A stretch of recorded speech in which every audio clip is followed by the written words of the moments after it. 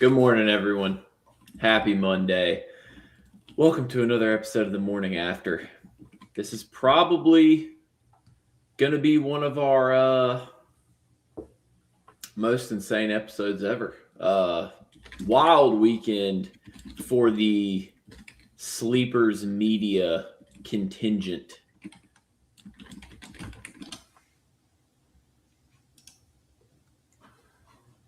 I can hear a thing JK is saying. I think he muted himself by accident. Not great. Not great. Still, you're muted, JK. I'm not. See, There you go. You're back. You're back. here's the thing. I'm not doing anything. My mic is just literally unplugged. I don't know why that's happening. Not sure why that's a thing. See if I can figure it out while you type away. I'm throwing something in the Discord. All right. Illinois and Michigan both looking really good. Yeah, facts, right? I thought Illinois and Michigan both looked great. The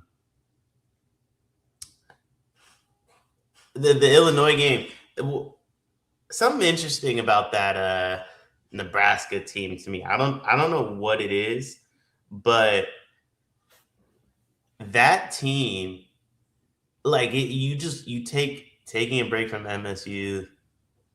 Yeah, I was watching the recap before we got on here too. Watched it noted 1 hour. Yeah, I think I'm about 1 hour in myself. 2.5 hours. And they mentioned on the recap that they argued for 2 hours. So that's like I view it as about a 5-hour recap. Promise you, and I mean this, y'all don't want to know everything that went into that recap. So we'll just keep it that way. I've seen the raw and unedited. Trust me, it wasn't pretty. Our fearless leaders were at war. Let's just say that.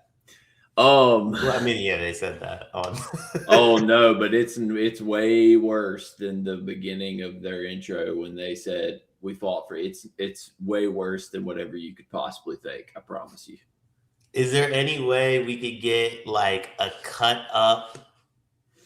I don't know if they'd want me to share that. Like, I'm gonna be honest. If they would have been in person, they would have like physically been fighting. Like, oh, it was like that bad. Yeah, it was like very bad. I'm not gonna. It was bad. Like Greg called me and told me everything, and that it wasn't good. It was like. It was the first time I've ever seen them like that in my life. I don't know what was happening, but hey, now they're about to sit here and grind out a 9-hour day today. So special. I mean, they looked like I'm not like too like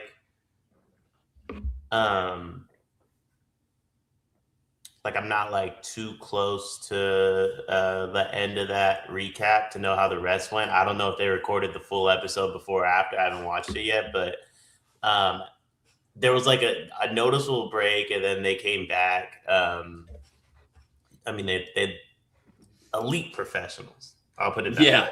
Elite professionals. Oh yeah, absolutely. They did the full ep, and then their goal was to do Michigan State and try to do one other one. But then, like, it's they, I think, ended up recording for a total of probably like 4 hours just on that recap. Yeah, I mean, that's what I was saying. Between the 2.5 we saw, and then whatever happened like off camera. Yeah, it was funny, but it was funny because I'm kind of glad they did the full episode first, because then it would have been hilarious to try to watch them do it after.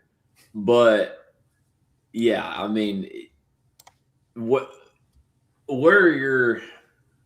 to me, that game went pretty much exactly how I expected it to, which is Michigan State is super well coached. They're super tough. They make things different. But then at the end of the day, right, Michigan pulls away because they're too talented.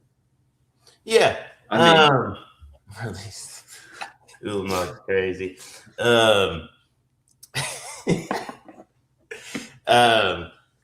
I thought the game was pretty much what I expected. I know MSU fans kind of like were pissed at me, and honestly, just about every Big Ten fan base has been mad at me the last like 2 weeks. Illinois fans were mad at me. I still blame Riley for that. I'm not taking any blame for that Illinois video with Keaton Wagler. Like, yeah, that was funny. Because I posted it and then I saw the comments, and I was like, why are people hating this so much? And then Riley, I'm not taking any blame for it. I clearly misheard him, and I don't know why he ran with what I said. But like, I think I even said like I clearly misheard him and thought what Riley said was that Keaton watched them win a championship and wanted to be a part of that. And I was just like, what championship? But I know MSU fans got mad at me over like my individual defense take with Jeremy Fears. Like, I'm standing on that one though. The game kind of went the way I thought. Listen, Michigan's really athletic, man. It's kind of what I was saying about the Purdue matchup. Like, they aren't your prototypical Big Ten team. You know, they're physical like Big Ten teams, but they're also super, super athletic. And I think that was the portion of things that really got to really got to Michigan State. Like, they just didn't know what to do with it. And towards it was kind of like watching a boxing fight. Like, Michigan punch. Here comes the knockout late in the game. To be honest with you, I really don't even think the game should have been that close. Yeah, I mean, if it's a boxing fight, who's the fighter has their toupee knocked off is the question. Please tell me you saw that happen over the weekend. That was big baby Miller. Yeah, that was peak. So who's the person in this boxing fight who's toupee? I mean, clearly it's Michigan State. Right? Oh, man. Clearly it's Michigan State. Like, this team's just Michigan's just on a different level than the rest of the Big Ten, in my opinion, man. Besides Illinois, I do think Illinois could hang with them. I can't lie. Love Illinois.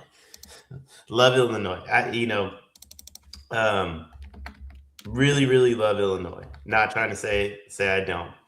I even like yesterday when Armchair Illinois dropped that Rob the Bank t-shirt. Will be purchasing. I will be in the building with G on February 27th for the Merez Johnson return night. Probably going to rock that shirt to the game. I think Michigan's on a different level than Illinois too. I don't know, man. They played a close game with Nebraska, and we saw at home, and we saw what Illinois just did to Nebraska in Lincoln. Like, I don't think I think they're definitely better, but I still think there's a world, just because I think that game is really dependent on like which Merck and which Tom do we get. Because like, you kind of know what you're getting with Keaton at this point. By that point, Boswell will probably be back. It's going to depend on like what does their trio of bigs give them, because man, they just wear you down. I mean, they really do. Michigan just Yaxel at the 3 is just a problem for any team. Doesn't matter who you are. Like, he's too big. He's too strong. There's no 3s in college that can defend him. Like, there's just not. He's just too big. Did you see Ant's draft comparison for him? I did not. Josh Hart. Yeah. I kind of like that a lot. Yeah. I don't know that he has I'm not sure he has like the NBA success Josh Hart has had. I think Josh Hart is a lot more switchable at the league level, at least, than he's quicker. Jackson. And quicker. Yeah. He can. Josh Hart can guard ones. Like, yeah. That's the biggest difference.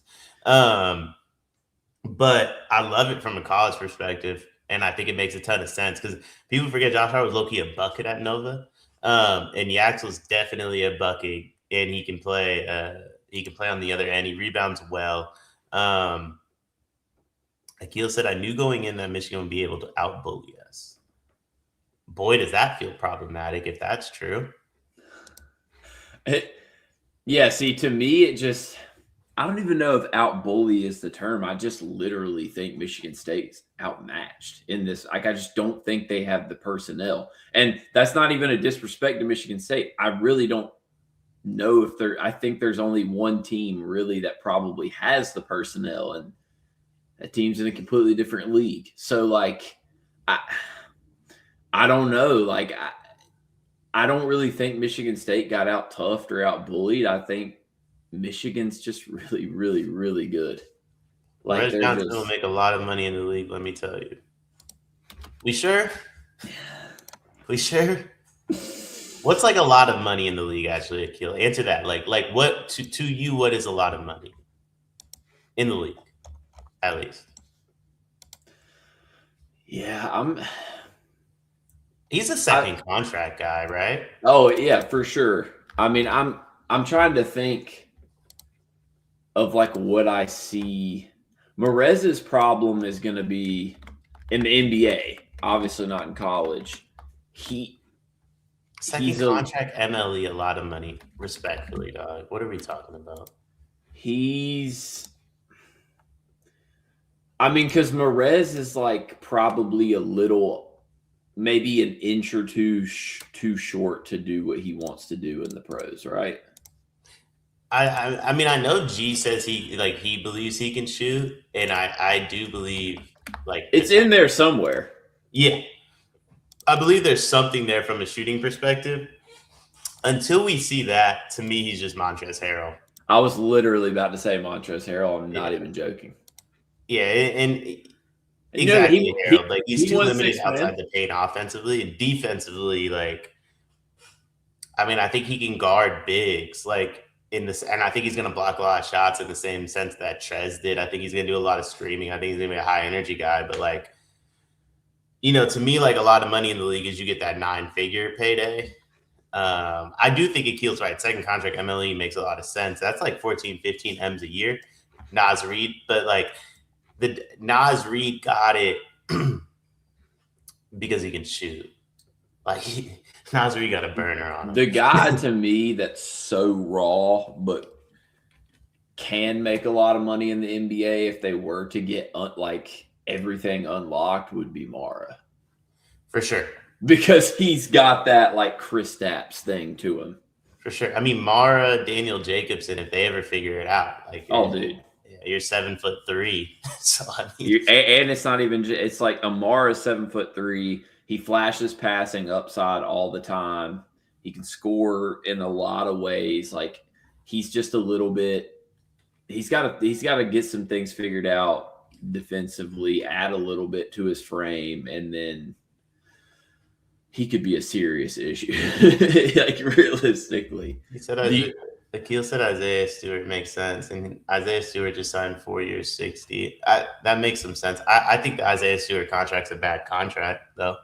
Yeah. If we're being honest. What did Nas get? What did Nas Reed get?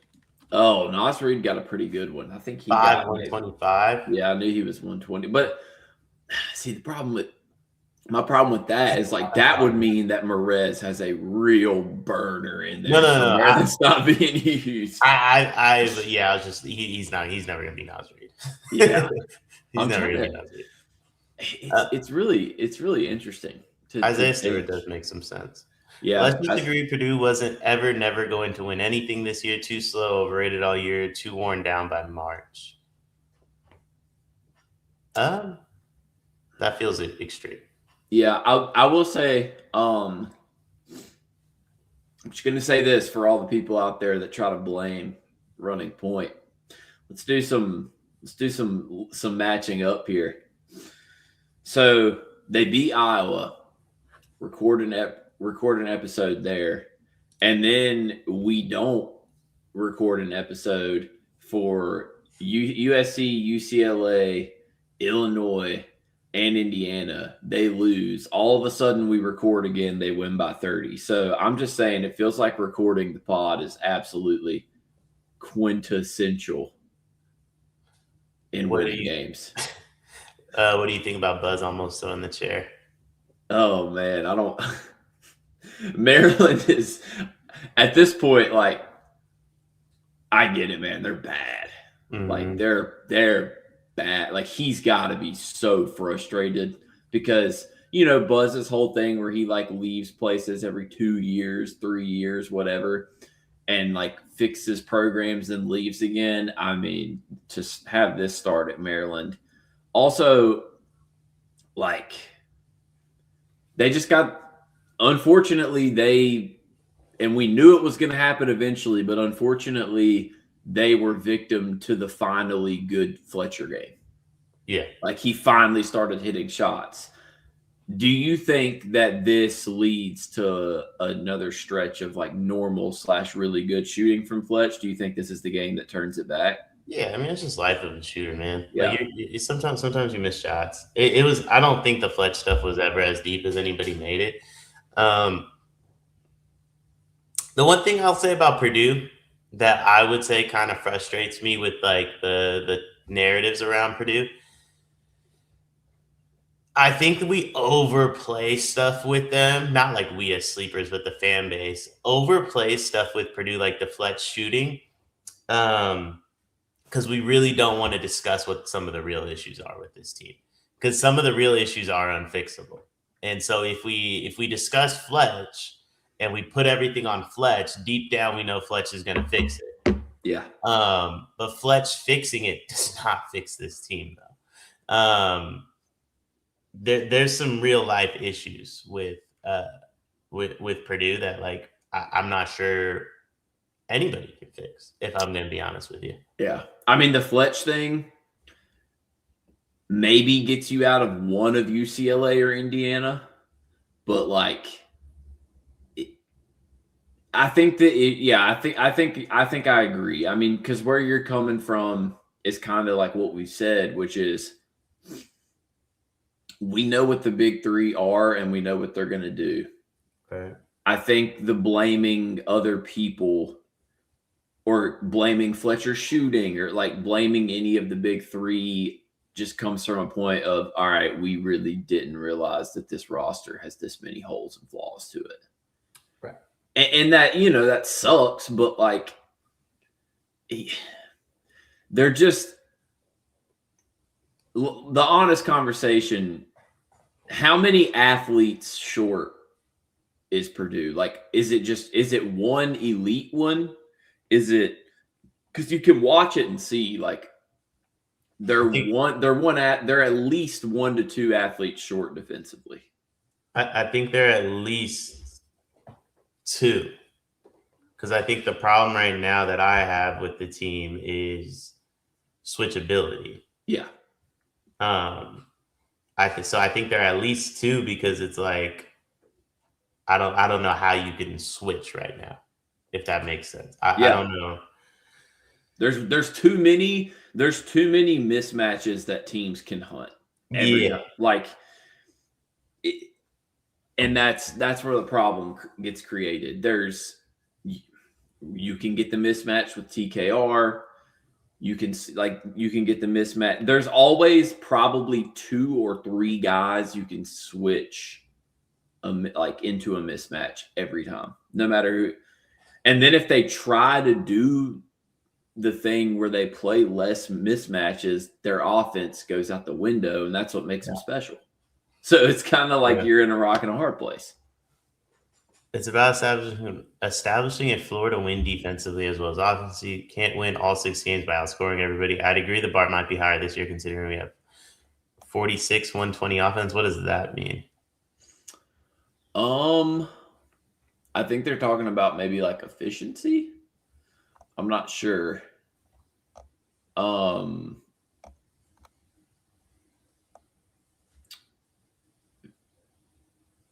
God, Ray, I missed Rick saying this, but did Bruce Pearl really mention running point on the broadcast and said it was Fletch instead of Braden? I didn't have the volume on. Because if so, I'm gonna have to text Greg about that and be like, dog, what? Yeah, I didn't have the volume on. Blake said, as offenses get better and more efficient, defenses across the board have higher KenPom ratings. Doesn't mean it isn't a good defense just because it doesn't line up with previous KenPom defensive efficiency.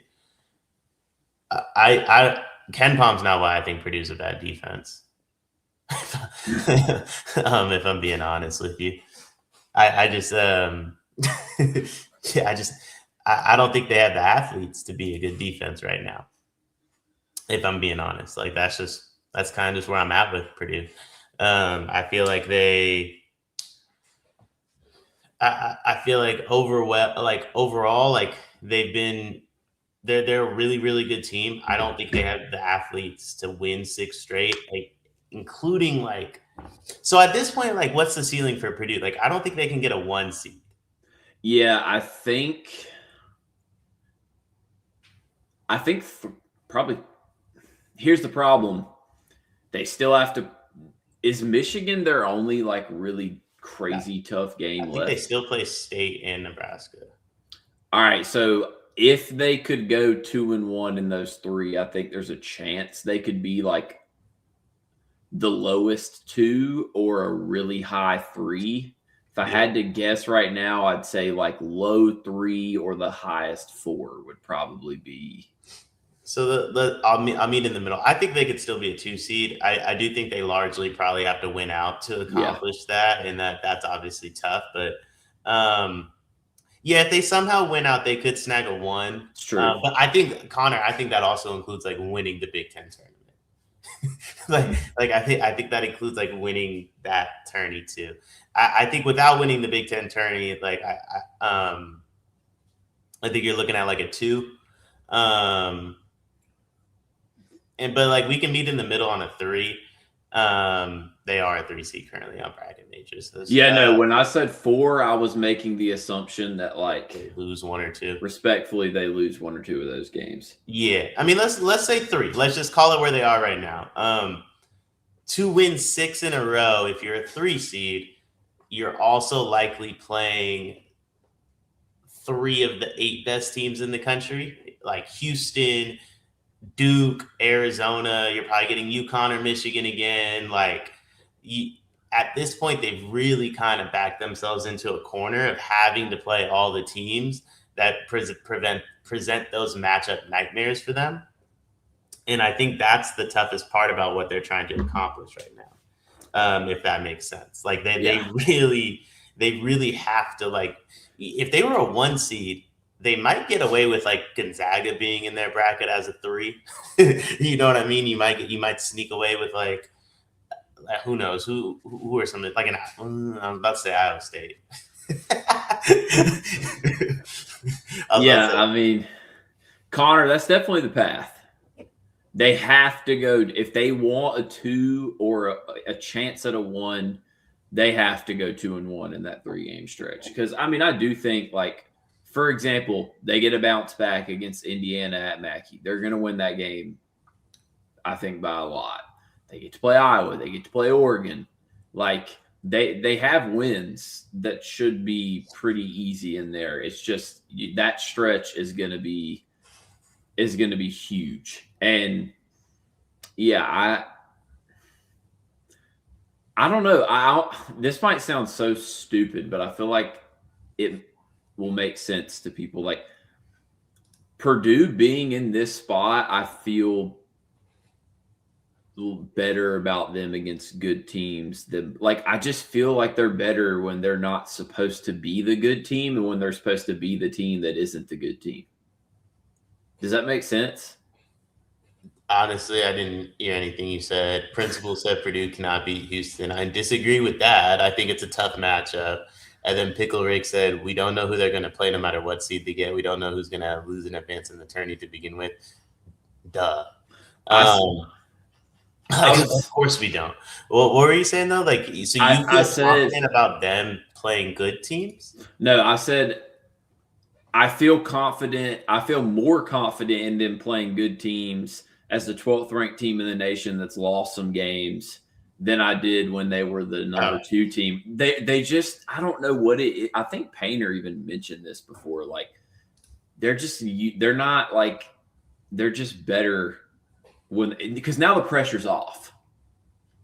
Like, not fully, but like they've lost some games. So now it's like, all right, we've got less pressure. People think we stink. It's time to hoop. For now. And I know that eventually changes in March for sure. But like, I think it does help them maybe find some things, and then I don't know. I mean, it's tough, man. I still can't like fully. I can't fully be out. I just think there's like still a world in which they reach like a crazy offensive ceiling, but the defense is just always going to be so terrifying in terms of like betting on them. God awful defense. It's just an awful defense. Staying in the Big Ten, Illinois just continues to beat teams. I mean, like they just look incredible. What are your takeaways on that game yesterday? Because I mean, I'm not gonna lie, Frager being back, Mast being back, for them to go into Lincoln like that was a very impressive win. Pickle Rick said, "How much are you loving Houston?" I love Houston right now. Yeah, love Houston. I'm like fairly certain we'll be watching them in Indy. Also, speaking quickly before we get into Illinois, when we discussed Purdue not having pressure, man, does that change if you're a game or two away from playing at home for a national title? Like, and then if you get to the Final Four, there's certainly a lot of pressure on you, right? Like, so I get that there might not be any pressure now, but that's just no shot. Like, this is your best chance to win a natty in a long time. And, maybe since you won the last one and you get the chance to do it at home, maybe there's no pressure when you go at Nebraska here in a couple of weeks, but there's definitely pressure if you're like in the Sweet 16 Elite 8 and you look up and you're about to play in front of your family at the Final Four. There's 100% pressure on that. I agree with Connor. Illinois is title favorite good. This team's ridiculous right now, man. Like, absolutely ridiculous right now. And they deserve all the praise in the world for the performances they're putting on. I think this team has been absolutely special. Keaton, it's admittedly funky to me. I'm not I'm not going to pretend like the way he plays has the most fluidity, in my opinion, but it works. So. What Keaton has the thing that like you can't coach, you can't teach, you can't, and he just has that like big game / down the stretch clutch stuff to him. No one's gonna want to hear this because at this point, like we want all Keaton Wagler comparisons to be like that NBA superstar, but he's Fred VanVleet. He's a bigger Fred VanVleet to me. He gets to his spots. It's not the prettiest in the world, but you're gonna play at his pace. You're gonna play it in his world, and. I mean, Fred's an NBA champion. Finals MVP, or did they give that thing to Kawhi for whatever reason? They did give it to Kawhi. Also, Rick, the answer to that question is 0. Haven't done that in like 6 years, 7 years, something like that.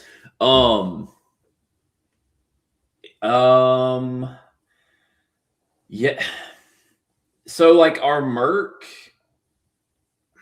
I can't figure out the Merc and Tom thing though. Like, what do you mean?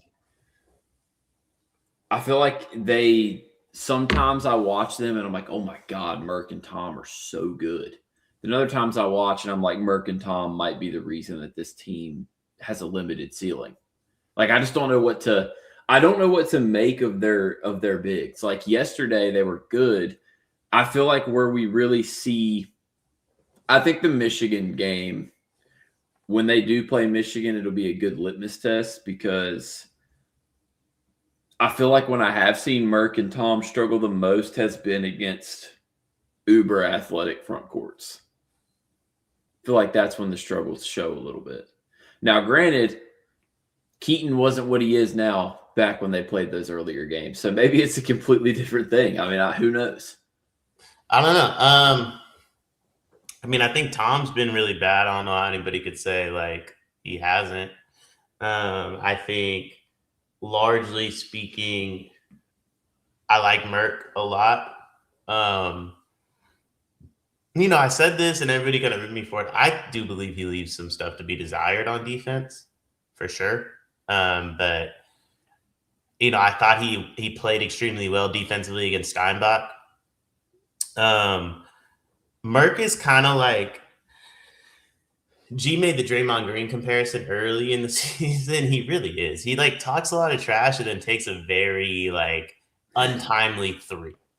But then he'll make 10 extremely smart, good plays in between. So I don't know. You kind of take the good with the bad with Merck. Tom is the one that I just think you expected so much more out of. And I think if you're an Illinois fan, it probably has to frustrate you a tad. Oh, for sure. If I would have told you before the year that Zvonimir's been better than Tom, you'd have been like, you're insane. But he for the most part has, which is crazy to me.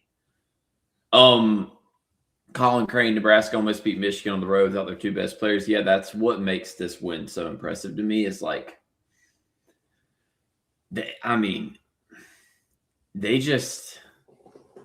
they pretty much suffocated Nebraska in Lincoln.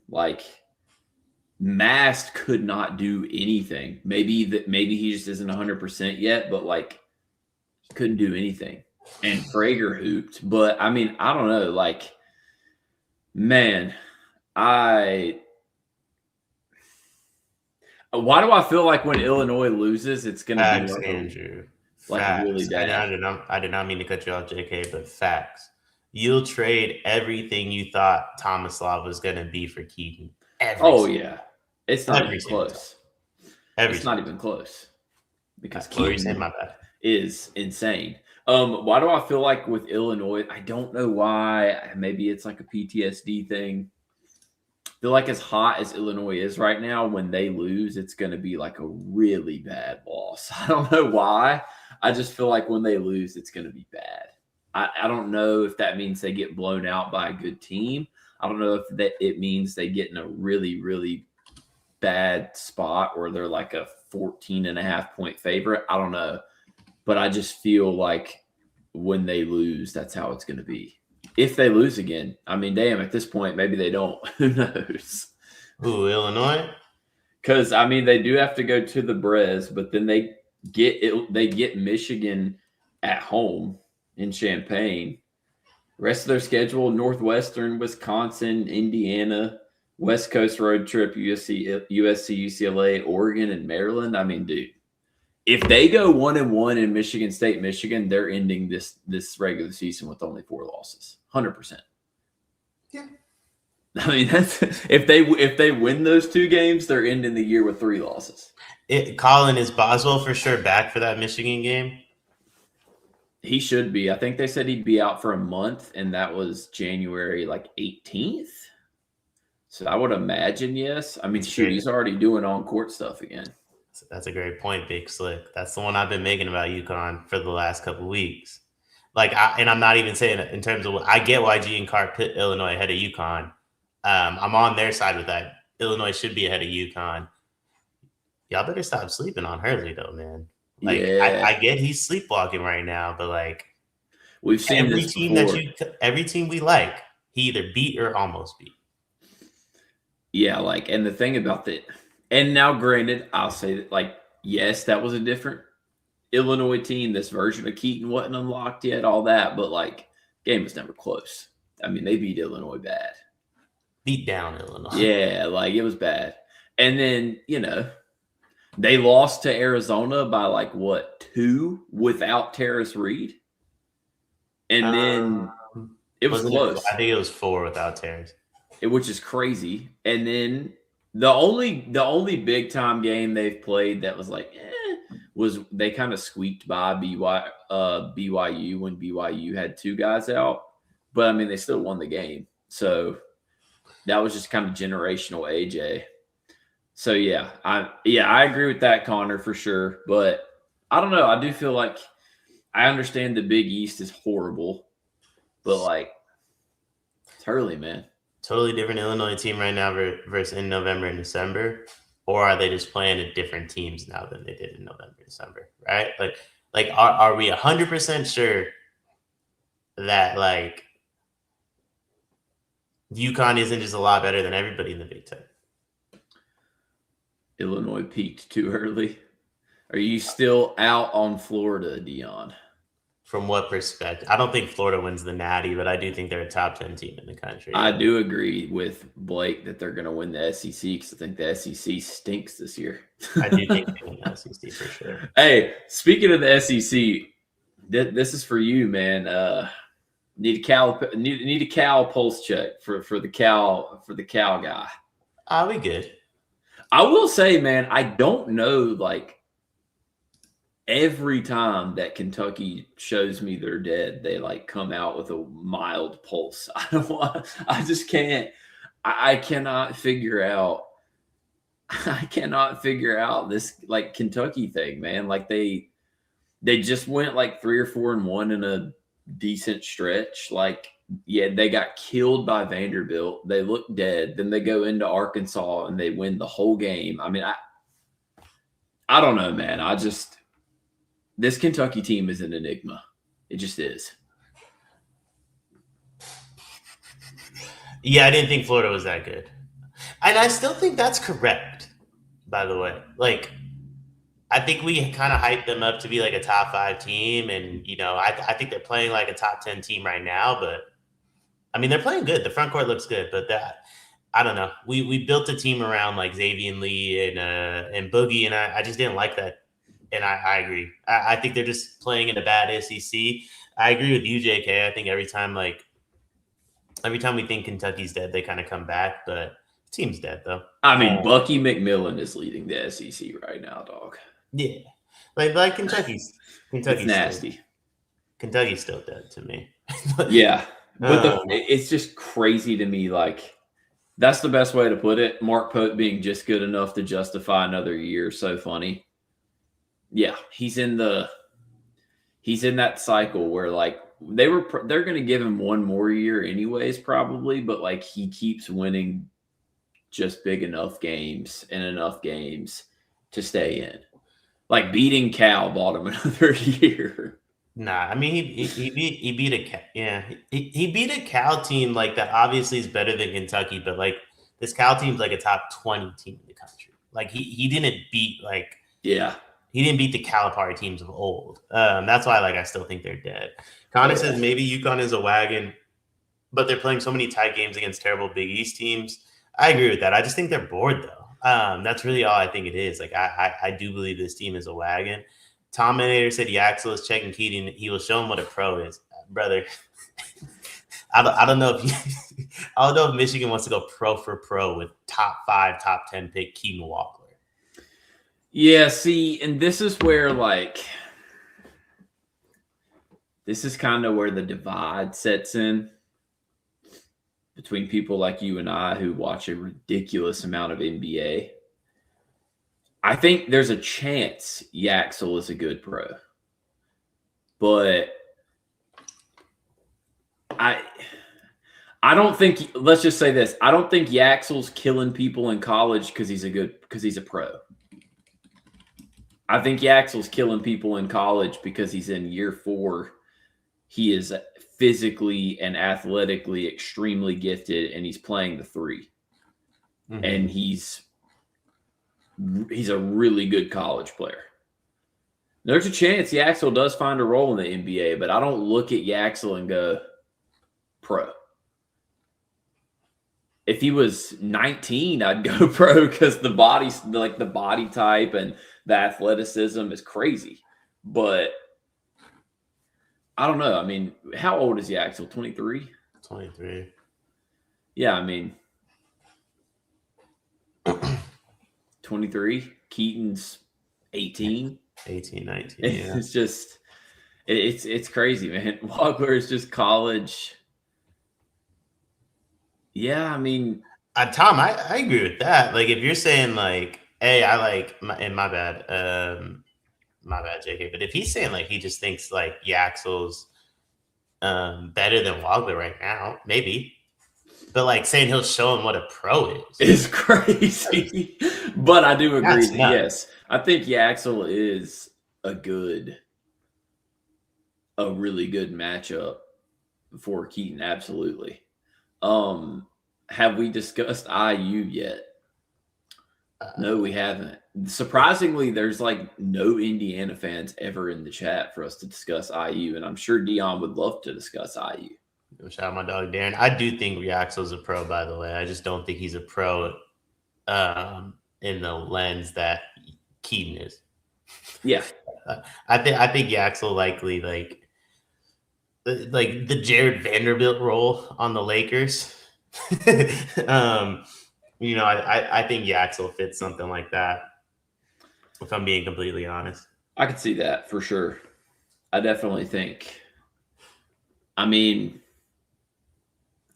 why would anyone want to talk about IU? Rick, don't tell him who you're a fan of, man. He might get on you. Does Keaton have the best range in college? Definitely shoots it from deep, man. That was It's part of up my there. Fred VanVleet comparison too, because Fred kind of sneakies from the logo. Yeah. I mean, who else even really has a range like that in college? Like range, not like. I'm trying to think. Like, no one really comes to mind. No one really comes to mind for me either. Elliott, kind of. Yeah. Not to poke fun. which is so funny. That's the funniest thing ever. Not to poke fun, but honestly, kind of Elliott. Yeah. Hey, the thing about Elliott, man, like, he's always gonna let that thing fly. Objectively, he's got unlimited confidence. No one's denying that. Trust and believe. We're all in agreement that he's got confidence. How should we end this? I came up with a game for us to end this on. Should we preview that? Yeah, we definitely can. JK, why didn't you run the show? What was last Thursday? Me and Riley were recording, and Riley said we can skip it. Yeah, that's what it was. Also, like, what was I going to talk about, man? Houston, TCU? We do got to figure out what we're going to do when G and I are on some of these trips. I'll figure it out. The fact that you're going on 2 trips now is crazy. It's basically college hoops to go. Yeah. That just shows you, man. Always become best friends with the boss. Well, G, like, yo, you want to go to Michigan? And I was like, duh. At first, I was like, so I thought, this is how stupid I am. I thought Michigan, Illinois was the Friday of the Purdue week. So I'm sitting here asking G, like, yo, you driving to Purdue? Because I could just, like, I was thinking in my head, I could just drive with him to the Illinois game. And then I realized it was 2 weeks later. And I'm like, oh, I could definitely, or not 2 weeks later, but about a week and a half later. Let's see. I'm trying to think of where. So here's the game. Okay. For you guys in chat. We'll probably do it like the last 2 minutes or whatever of every episode. And we'll probably do it longer than that on like Tuesdays when there's nothing to really recap. But basically just guys in the NBA, where they went to college. I'm pretty sure I know everybody. I'm not going to lie. Yeah, I mean, this is a very, very fun game. There's probably some that can get tricky. Not anything crazy. But I definitely think we can get tricky here. Where do we want to start? Do you want me to just pick like a random guy? Yeah, just a random guy. Because I'm trying to think. Like my inspiration yesterday was Rui Hachimura. Because I was like, Gonzaga. How many people think know he went to Gonzaga at this point? See, I'm not gonna lie. This is another one of those things. Like, if you put like me, you, and G on a trivia team, there's no doubt in my mind we don't miss one of these. For sure. Like, I'm there's no 100% doubt. gonna miss some of these, not gonna lie, but like I think like deep down I know all of them to Yeah. the point where like when you tell me the school, I'm be like, damn, I knew that. Yeah. All right, we'll start. Where do we want to start here? Let's start with the man who is in the league with his brother. Where did my dog Justin Champagny go to college? Justin Champagny. Damn, I'm about to miss the first one. This is a tough one. It is. It's an East Coast school. Pitt. Mm-hmm. Yep. Come on, dog. Come on. Pitt is the answer. And then meanwhile, while we're doing this, we're over here arguing about the last time the Big Ten won the title, by the way. Love that. That is the perfect encapsulation of our chat. I will say this. I don't know where his brother went. Yeah, I'm pretty sure Julian went. Did Julian go to Maryland? It's either a Big Ten or a Big East school. I'm like pretty positive. I want to say like, I'm about to tell you if it'll load. Yeah, that's what I thought. St. John's. St. John's, okay. Champagne. I never would have got there. Let's see. Here's a good one. This is a good one. Denver Nuggets. I can't believe this guy's playing minutes. Hunter Tyson. Clemson. Yep. It's an ACC GOAT one. Let's see. We should keep it at 3 a day so we don't run out of players. Yep. Got to think of a banger last one. All right, here's a good one. To wrap it up. My dog Craig Porter Jr. What team is he on in the NBA? He's on the Cavs. Okay. Not to be confused with Michael Porter Jr. My dog Craig. Damn, I'm about to be 2 for 3. Nah, this one is. Can you tell me the conference? So I will tell you that this is the best hint to give you this one. He is he played for a mid-major darling. Mid-major darling. Van Vliet went to Wichita or some shit. One of them weird schools in the mid-majors, Akil. Mid-major darling, Craig Porter Jr. I don't know. Florida Gulf Coast. It's Wichita State as well. I think. Was it actually Van Vliet? I think Akil was given a pseudo hint.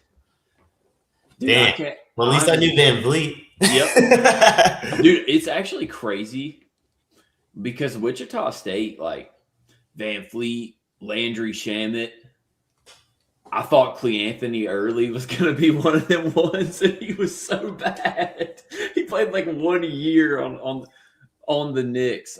Dude, this argument in the chat is cracking me up. Yeah, I think it's time to end it. Yeah, I think this is a perfect time to end it. Y'all can take your arguments elsewhere, man. Hope everyone has a wonderful Monday. You guys be blessed, I believe, with another Riley Tuesday tomorrow. And then, well, we'll see. He switched days with me, so if he doesn't show up for Tuesdays now, then I just don't know. Maybe he just doesn't like y'all. Y'all have a great Monday. Dion will be back tomorrow. Everyone enjoy the week.